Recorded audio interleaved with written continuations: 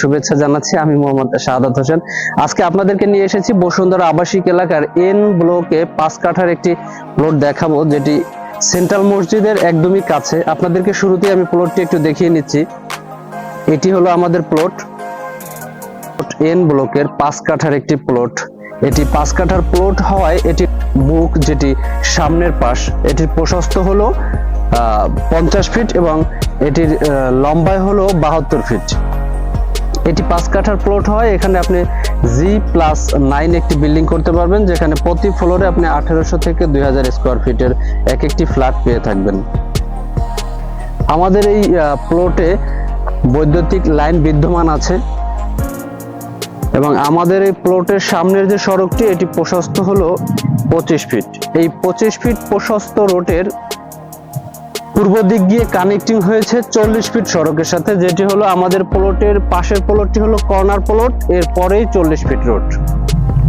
এবং আমাদের প্লটের পশ্চিম দিক দিয়ে কানেক্টিং হয়েছে রাজুক প্রস্তাবিত 200 ফিট সড়কের সাথে, যে সড়কের উত্তর দিক চলে গেছে পূর্বাচল 300 ফিট হাইওয়ে সড়কের সাথে এবং গিয়ে কানেক্টিং হয়েছে, এবং দক্ষিণ দিক দিয়ে কানেক্টিং হয়েছে মাদানী এভিনিউ 120 ফিট সড়কের সাথে।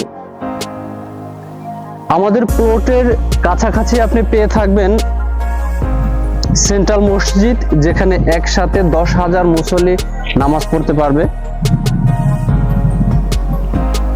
দেখতে পাচ্ছেন এটি সেন্ট্রাল মসজিদ। এবং আমাদের প্লট থেকে খুব কাছে আরো পেয়ে থাকবেন বাজার প্রতিদিন, যেখানে 10 উপরে নির্মিত একটি বাজার।